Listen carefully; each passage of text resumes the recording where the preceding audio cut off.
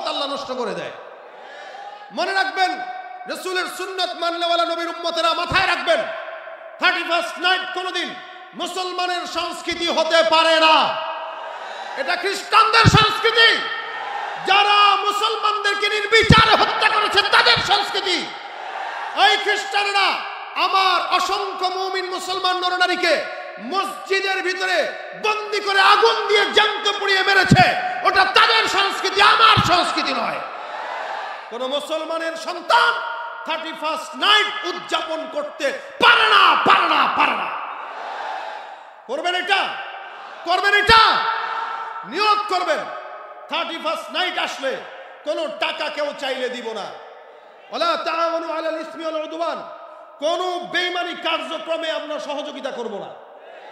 যারা বাজি ফুটায় এদেরকে আমরা টাকা দিব না। এলাকায় যদি কেউ নেতৃস্থানীয় লোক থাকে এদের মাধ্যমে বলবো, যারা গান বাজনা করবে এদেরকে আপনারা প্রতিহত করুন। এই 31st নাইটকে উপলক্ষ করে এদেশের অসংখ্য নারীর সম্ভ্রম হানি হয়, অসংখ্য নারী ধর্ষিতা হয়। সুতরাং এটা কোনোদিন মুসলমানের সংস্কৃতি হতে পারে। নিয়ত করবেন জানুয়ারির 1 তারিখ 31st নাইটে রাত্রে যদি উদযাপন করতেই হয়, আল্লাহর দরবারে 4 রাকাত নফল নামাজ পড়ে তারপর উদযাপন করবেন। নিয়ত করেন আপনারা। একটা নিয়ত করাইলাম দুরুদের আমল, এটা সারা বছরের জন্য।